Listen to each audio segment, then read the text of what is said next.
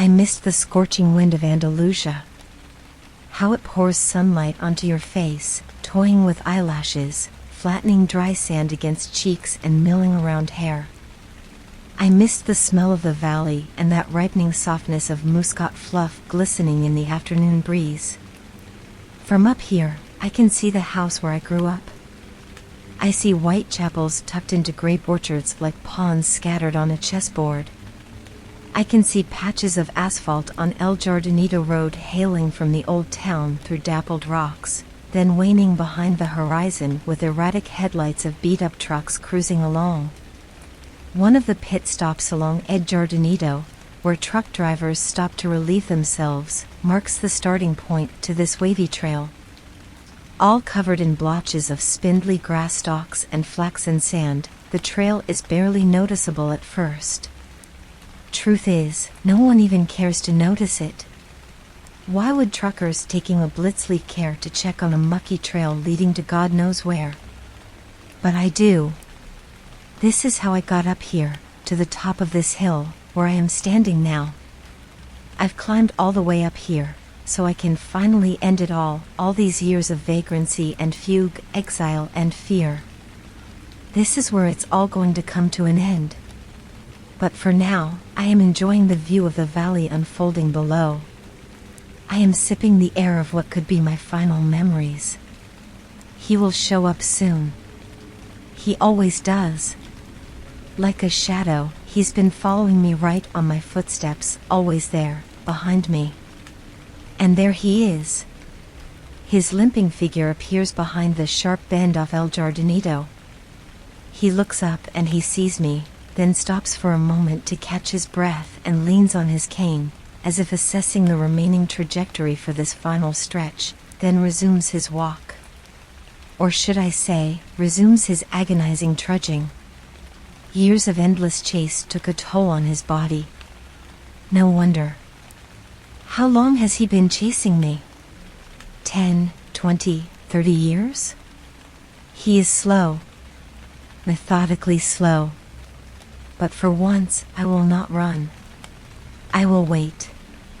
Right here, behind this rock. I will finally come face to face with him. This sharp Swiss knife blade I am holding in my hand will soon lance right through his neck bone. Yes, that's what I am going to do. This ends here, at the dead end of this sandy trail atop the hill overlooking the valley with its white chapels and muscat orchards. Funny. After all these years, I still don't know the real name of my chaser. I always called him what Master Borges called him. He who wanders. He who wanders, listen. I will kill you. Borges. The Borges. I idolized him when I was in college. Many did, but I was different. It was 1961. I was an average lazy learner at the Universidad Laboral de Córdoba, floating around from one semester to another with barely passable grades. I had very few friends and almost no interests. One can say that I had an early form of an identity crisis. Besides checking an asado, my only other passion was literature. Latin American literature. Borges and Neruda were at the forefront. One could only imagine my excitement when I saw a pamphlet hanging on the wall of the literature faculty. Spaces were limited. But who cared? It was the man himself, Jorge Luis Borges, coming to give us a lecture followed by an open panel of questions. Like a maniac, I rushed to the auditorium hours before the lecture. I was the first in line, and when the doors opened, I got the front row seat. The auditorium was packed with drooling chins of young self-proclaimed prodigies, awaiting the arrival of the Great One. And there he was, the blind lord of literature, walking upright onto the stage with a cane and his loyal assistant right by his side. Standing ovation. He nodded and made a "thank you, please be seated" gesture. Then he began. The lecture was dedicated to Spanish writers. I cannot distinctly recall if it was Cervantes or de Vega. It truly made no difference. Somehow, I managed to sit through his entire lecture, which lasted over 3 hours, and remember nothing. He talked slowly and methodically, pouring honey into our ears like Segovia's guitar, with his absent eyesight affixed on the ceiling. And then it happened. Something that caught me completely off guard. Before closing the day, Borges was about to take questions from the audience. Of course, I raised my hand, and so did about hundreds of other students. One of Borges' assistants whispered something into his ear, which made him smile. "It is an honor for me to be in front of an audience of young people, but our time is not infinite," he said with blind eyes still pinned on the far corner of the hall. "For that reason, I will randomly pick questions from 5 of you. I have never won any prizes or lotteries in my life. When I played poker or blackjack, I lost far more than I won. I knew my limitations, and that turned me into an average apathetic person, rarely trying to outdo oneself. And so, sitting still with little ambition, I got used to that. Until that moment. When I saw Borges pointing his finger in my direction, that came as nothing short of a shock. Me? Yes, young man. Senor Borges picked you. Step forward and introduce yourself, said his assistant. I did not know what to ask. So, I quietly mumbled my full name. Fernandez Agustin Navarro. Borges shifted his gray-shaded pupils in my direction as if reacting to a sudden buzzing of a fruit fly. Fernandez Agustin Navarro. Navarro. Haven't I met you once before, young man? He asked. No, Senor Borges. I never had the honor.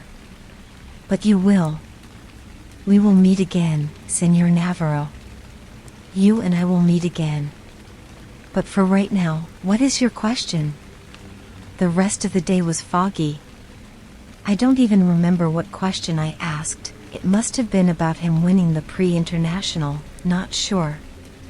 And maybe not important. No, not important at all. The greatest writer in the history of mankind called me by name, and then that bizarre, unreal thing he said about us meeting again. When? 9 years later, in 1970. And there I was, a somewhat promising journalist in one of London's somewhat scandalous tabloid newspapers. Every week my name was featured on the second page alongside with celebrity chronicles and vile rumors. My paycheck was decent enough for a small studio flat by Manchester Square.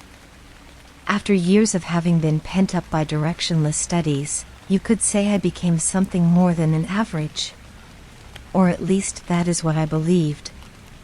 That day, it was early October, arguably the best season in London, began as usual. I ate my chic breakfast consisting of 2 scrambled eggs, ham, toast, and dark roast coffee at Barrymore's Diner and was ready for a pleasant walk to the office. It was shortly after 8 a.m., and I was in no hurry. My route was the same as it was every day, past the square, right turn on George Street, left turn on Thayer, another right on Marylebone. My thoughts that morning were all preoccupied with the piece I was working on, so I was slowly making my way through the square when something caught my eye. Or rather, someone. At first, I did not pay much attention to him, no more than I did to anybody else who idled at the square that morning. Hippie rascals with soiled hair playing guitar on every corner was a common theme in those days, and London town was certainly no exception. So here was another one of those misunderstood love proclaimers, sitting right behind the gated area of the square. Striped worn-out jacket, heavy cap, sandals with clots of woolen socks sticking out. A common hippie bum, as anyone may have thought. I thought so too, except this one had something that made my intestines churn. I didn't know what it was, but once I saw him, I felt the irresistible urge to instantly walk away and never see him again. The way he looked at me, that gloomy frown that made me think of a line from Oscar Wilde, that fellow's got to swing. There certainly was something outer-worldly about that fellow. His eyes, as if carved from a rock below his forehead, were mercilessly drilling thousands of tiny holes through me. I added pace. As I turned back one last time, I noticed him slowly walking towards me. Past the gates of the square, onto the street, paying no attention to screeching tires of honking cars. Walking right towards me. He's just a bum. No, he's not. Just another one of those unwashed hippies. No, run, run, run. George Street was empty like in post-war bombed quarters. I could hear my brisk footsteps. Or was it the drubbing of my aorta against the chest? He was catching up. Run? Don't be silly. Yes, run. First slowly, as if you're trying to not show your chaser that you're scared. No, not scared, more like in a hurry. Why am I running? I can take him out with one punch. But it really wasn't about that. It was my first experience of that feeling, which I can only describe as some sort of primordial sense of fear. Panic. Dread. Unexplained sense of looming doom arching above you like a dark figure with a scythe. I ran. I ran faster than my feet could move. As I turned the corner on Thayer, I paused and looked back, fearing to see him right behind. Scrambled eggs, toast, and dark roast coffee were about to make their way back up through my esophagus. Wiping the sweat off my palms onto my pants, I bent forward in a protective position and looked around. Empty windows of George Street were checking me out like a toddler witnessing parent in a cowardly act. Whoever that man was that incensed me into this uncontrollable panic, he was now gone. Shame on you, Fernandez Augustine, I repeated to myself while making futile attempts to enthrall palpitation to subside. Shame on you. I mumbled, repeating that word. Mumbling turned into whistling that song by Magic Lanterns. Shame, shame. I whistled, acting calm and self-composed. I sang without knowing words, only to convert my mind to something else. I sang so others wouldn't notice me shaking. I climbed the stairs of my office building. 3 at a time. 3rd floor. The familiar smell of typography oils calmed me down. Safe heaven. Shame on you, Fernandez Augustine Navarro. Even now I question myself whether my journey to madness began on that day, or was it underway for many years. Madness that creeps in and recedes in tidal waves. Is that how it usually happens? All I know is that an hour later I was laughing at my little moment of weaknesses.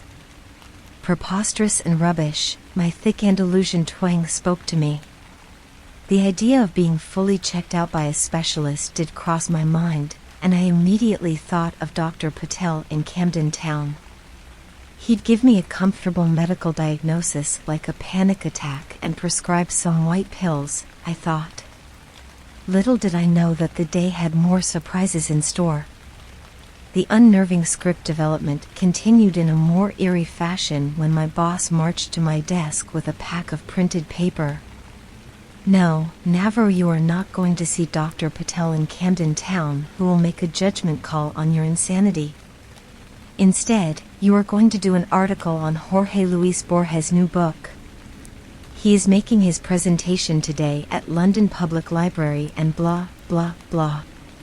I forgot about the panic attack. The thrill of seeing Master Borges again, 9 years later, was surreal. Moments later I was sitting in a cab on my way to the London Public Library, scribbling all possible questions I should be asking him. Ellen Form de Brody? Other books? Forget it. I knew very well what I would ask. I paid the cab and galloped up the marble stairs leading to the hallway, where the master was about to hold his new book presentation. I elbowed myself through the crowd of journalists to occupy the coveted front row spot. Quick inventory check, wallet, J-sack along with the omnipresent Swiss knife. Seconds ticked leisurely on my wristwatch. 4 more minutes. Forget this morning's sickness. Forget Dr. Patel. Collect yourself, Fernandez Augustine. Navarro, that's your last name, isn't it? Yes, Senor Borges. But how do you? 9 years ago, in Cordoba. I told you we would meet again. Do you remember? I nodded rapidly, completely forgetting he couldn't see me. Stupid. Perhaps, continued Borges, it would be more prudent for us to speak privately after the conference. I invite you to have coffee with me. You like Colombian coffee, Mr. Navarro? I shall see you precisely at 6 o'clock at the address that my assistant will provide. His blind eyes were still affixed at the top far corner of the hallway, far above all the congested sharp-penciled critics and arduous followers of his divine writing. The attention was now all on me, as revealed by hundreds of photo flashes from behind. I thought of all the explaining that I would have to do tomorrow. How does Borges know you? Are you friends? You were raised in Cordova. Are you his illegitimate son? Back then I did not know. Answers came later. Memory is a tricky animal. As I gaze over the valley and satiate my lungs with familiar smells, I cannot think of anything specific. Vague and elusive memories of my childhood home. And these orchards, these white chapels and the old town itself, nothing but an incomprehensible sensation somewhere down there, below the chest cage. I close my eyes and let the sun twirl around with tinted specks of mosaic light. I am trying to focus without looking. Alas, nothing comes to mind. I've been robbed of my memory. You. I cast my eyes at the trail again. He is closing in. It's hard for him to walk upward, and yet I see that determination in his eyes, in his tight grip of that wobbly walking stick, in the way he periodically stops to catch his breath and eyeball the remaining distance. I am not going anywhere. 5, 10 more minutes. Come and take me, old man. If you can. I almost see his facial expression under the heavily pronounced frontal lobe. It's a grin. It's an expression that says, "We shall see." Once I read an interview in the Morning Times. In it, Borges was portrayed as extremely humble and minimalistic. His house was depicted as a perfectly organized space with easy access to everything. Books on the shelves, judging from the admiration of the columnist, there were lots of them, were organized by theme and by title. Dictionaries and encyclopedias were grouped together on the same rack, so he could find them easily. In another article, dated 1966, I read that when Borges travels, and those travels were quite extensive, he carries a whole rack of books along, some of which may not even be read. When I entered his hotel room, that very book rack was the first thing that caught my eye. I stood perplexed at the multitude of titles, most unknown to me, when I heard the door swing wide open, and there he was entering through the doorway with a leisurely swinging cane. Ah, Senor Navarro, how kind of you to visit this old man. I took a step towards him and produced some gibberish like "pleasure is all but mine." He half smiled and pointed his hand to the chair. I know you will quite enjoy the taste of Colombian dark roast. Borges sat down and leaned slightly backwards, without releasing his cane. Do you know the biggest advantage of being blind? He asked and answered immediately. Blind don't need light, so my utility bills are way lower. He laughed at his own joke only to be interrupted by his assistant carrying a tray of aromatic coffee poured in 2 small porcelain cups. Amazing how the very idea of drinking coffee instantly changes your mood before you even take your first sip. As I was readying to go on a prescripted monologue of expressing my gratitude and honor, Borges jumped right into the action. I will get right to it, Senor Navarro. About you being here and about me remembering you. I know you have many questions. I will attempt to answer some. Some, but not all. When you leave this hotel, there will still be some questions that you will have to find answers to. On your own. He gently picked his cup of coffee and with hands somewhat shaking, took an artistic sip. Yes, I had questions. So many that my brain membranes were buzzing in bewilderment and disbelief. Here I was, sitting in the room with one of the greatest writers, who happened to mysteriously know my name and...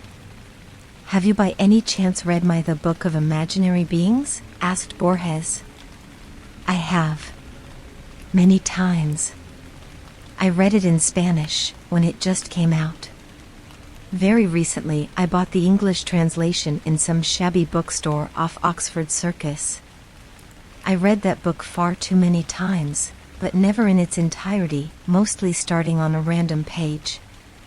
Just as Borges had intended it to be consumed by his readers.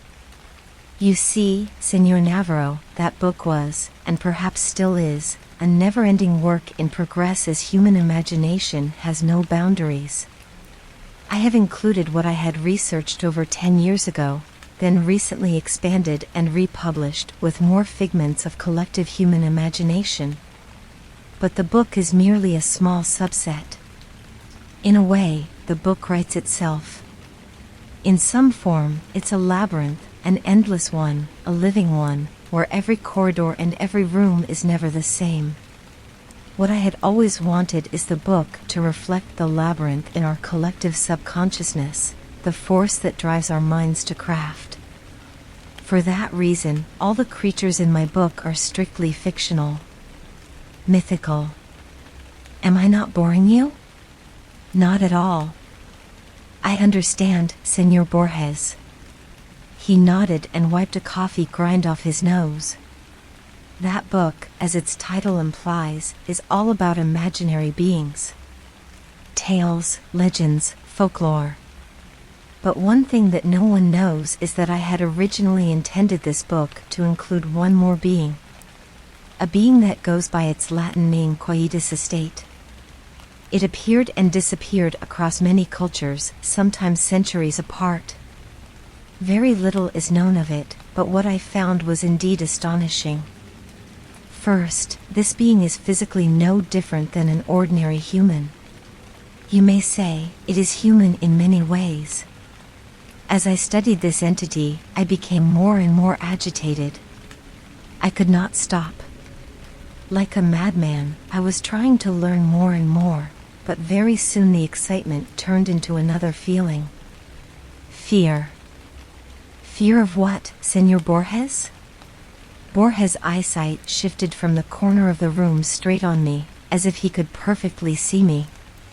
Fear of what I had uncovered. That Quietus Estate is not a myth at all. He attempted to take another sip, but his hands started shaking, so he had to put the cup down, spilling some of it on the saucer and around the table. Pardon me, young man, I am trying to maintain composure. But you have not tried the coffee, he said, wiping his mouth and forehead with a knitted handkerchief. I raised the small cup and took a sip, disregarding the aromatic fumes of Colombian beans drifting down my internal gorges.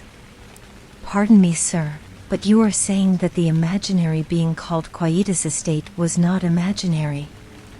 Is that why you decided not to include him in your book of imaginary beings? Only in part. Fear came from the realization of what it would mean for mankind to know about its existence. You see, it's no secret that we are all well aware of our eventual demise. We all die. But imagine what would happen if we all stared right into the face of death every single day of our lives and knew the time that was left for us in this world. Death not as a vague concept portrayed by middle-aged artists, not as a folklore tale of a grim reaper. but as a real living entity that stalks you and walks around showing you a ticking clock counting down minutes and seconds. Getting closer to you with every second, trying to grab your hand. Running from death is worse than death itself. He took a deep breath and closed his eyes. But I shall talk no more. Allow me to give you my scribbles from years ago. These are unedited in their raw format, so please pardon the poor language. It's right there, in the drawer. You will find a folder with a yellow piece of paper. Read it aloud, while my rippled body attempts to catch a breath. I opened the drawer, as he instructed, and found a yellow piece of cursive handwritings carved in Spanish with some Latin phrases. The scribbles were short, less than a page long with marks and scratches, but most of this was very much decipherable. He must have written this himself half-blind, I thought. What caused him to do that and not dictate to his assistant? I unfolded the paper and began reading. Quietus estate. It is said that one shall not know about its own ways and times of demise. The imminent passing is only felt by those that are either terminally ill, and even so, they don't possess the knowledge of when and where, or by death row inmates awaiting the exact day and time of their execution. Lack of such knowledge coerces us to exist.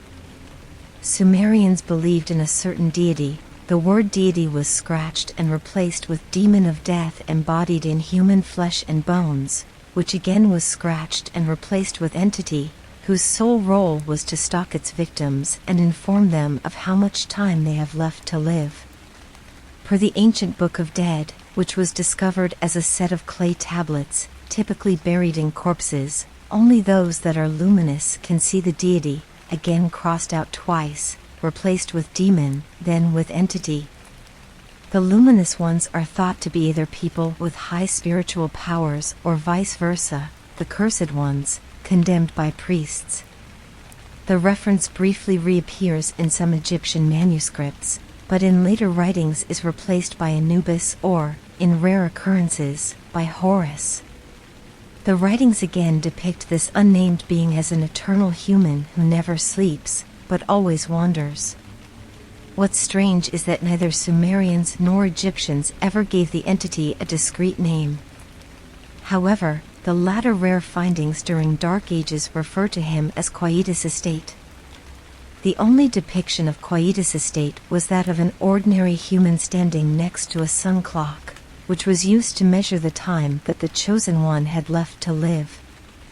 From time to time Quietus estate stalks the chosen one and, when cornered, moves hands of the clock forward to shorten the lifetime. If the chosen one cannot escape, then his time eventually runs out.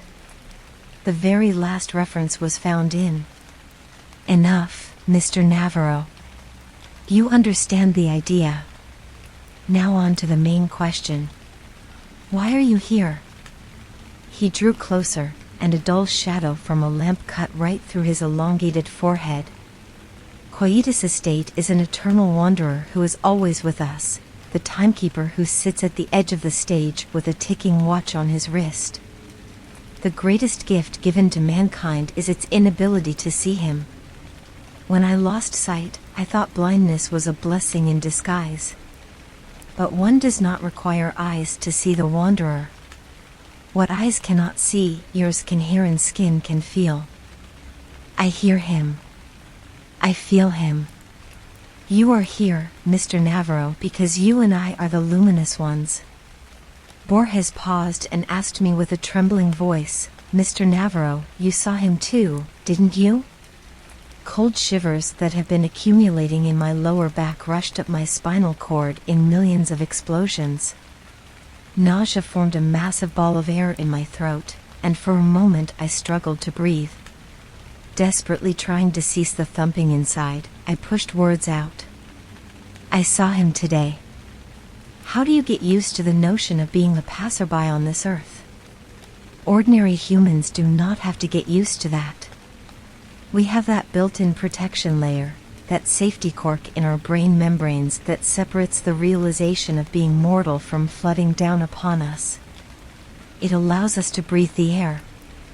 It lets us exhibit this extraordinary, yet sacred carelessness. The mental block that denies the laws of life on a primitive emotional level, even for the keenest scholars.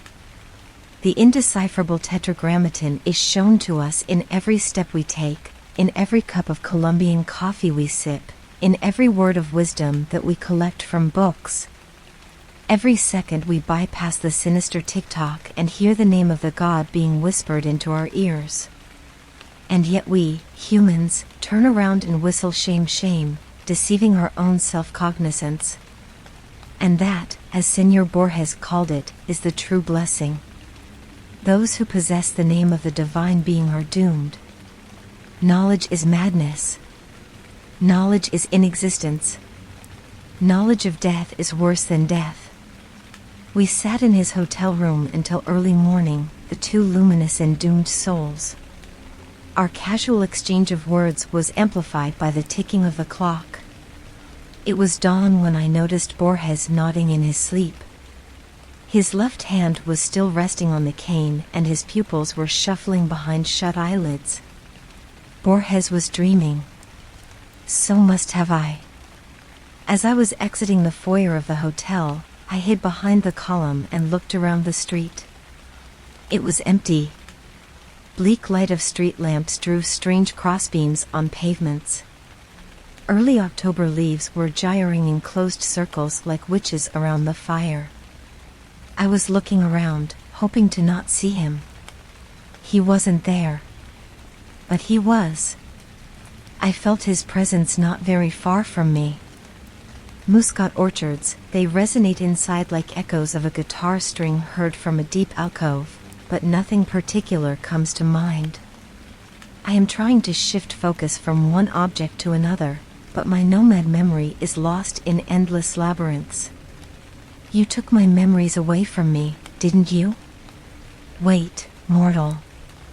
Wait 5 more minutes, and you will know the answer, I hear in my brain.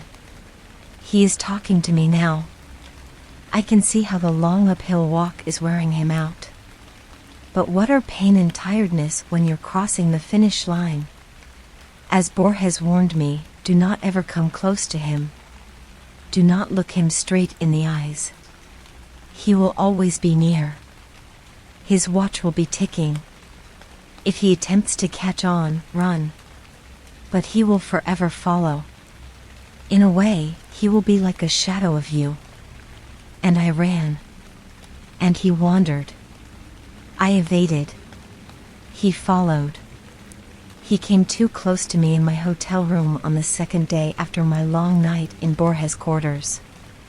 The fool in me still thought that escaping from him would be as easy as moving into a new flat. Or checking into a hotel. So I did just that. It was some shabby hotel minutes from my work where I decided to spend a few nights just to think things through. That evening, and I remember every minute of it, was my first face-to-face encounter with him. My room, B6, was on the basement level. As I stumbled through the dark hotel corridor, trying to find the key to my room, I felt his presence, but my ignorant foolishness dismissed all mental warnings and turned the keys. As the door hinge squeaked, I took my first step into the hotel room. A street-level window was casting 2 thick yellow streaks of light on the floor carpet. I smelled dust and spider webs. He was in my room, sitting on the edge of the bed with a rope in his hand. A thin white blanket was covering his head like a shroud around a statue. I stood in a stupor like a paralyzed insect. An avalanche of sweat gushed from every pore of my body. With hand twisted behind my back, I was feverishly trying to twist the doorknob. He got up from the bed with a groan. He took a step towards me. Hand too sweaty to turn the knob. Open it. Open. He grabbed my wrist. Open. Run. The stretched corridor of the hotel basement flashed like random shots of a silent movie. Run. B5. B2. B1. Run. Staircase. Up. Exit. Run. Your time is coming, Fernandez Agustin Navarro, a whisper crawled into my ears. Coming, coming, hissed the wind. I ran until my legs gave in. I fell down somewhere in the outskirts of the town, passing out in an alley amidst rubbish until sunup. My madness has begun. In the days following my first face-to-face encounter with Coitus Estate, I've moved out of my London flat. I had some savings, enough to tramp town to town, continent to continent, doing temp jobs here and there, sometimes sleeping on streets. He was right behind me. Even if I didn't see him for a month, I knew he would soon catch on. It would be only a matter of time for him to pop up somewhere. On the opposite side of the street, in the next car over on the subway, or madly prying through shutters of windows in the house across. My attempts to speak to Borges were futile. How does the blind master live with this curse, I wondered. How does he manage to evade his sinister follower? I had questions. Far more than I had anticipated. But Senor Borges was already on the other side of the globe. I wrote him letters. He never replied. I tried calling hotels where he stayed. Unavailable. The books that he wrote, I bought all of them in attempts to find hidden meanings. What if he had secret messages for me inside his writings? The Book of Sand, Dr. Brody's report. I even searched his earlier writings, analyzed every word. Pointless. Futile. Until 1983. Shakespeare's Memory. His final book, as it turned out to be. I was somewhere in Eastern Europe when I bought the book. Immediately I began my scrupulous study. Letter by letter, page by page, analyzing every space and every punctuation sign. And that's when I found it. The answer. The answer was the story itself. The story that did not require much study or decryption. All I had to do was read it. I knew I had to come face to face with Coitus Estate like Borges did, but not before having to go through the life of an exile. That's what Borges had intended me to do. Such was his final and only message to me embodied within his last story. A story written for the public, but intended for my eyes only. The story was that the protagonist receives memories of Shakespeare. Memories that overwhelm him, overpowering his own. He forgets modern-day cars and engines, instead remembering faces and names from some distant past, memories he has never known. Memories that belonged to another man. In a way, he will be like a shadow of you, Borges told me that night. Slowly but surely, my shadow was becoming me. That's why I can only vaguely remember you, my childhood home. Him or me, no more running. It ends here. Few more minutes, I say to myself as I look at the watch. There he is. He is out of breath. Beaten, tired and bent by the weight of his own arid body. One last push, old man, and we will meet. I am hiding behind the rock. His footsteps on gravel and sand, I can tell them from any other footsteps in the world. His breathing, wheezing and crackling. I am counting to 5. He knows where I am, but he is too tired to take that last step. Let me take that step for you. I am staring at his face, wrinkled like leaves of an ancient scroll. Time's up, Coitus Estate, I am telling him.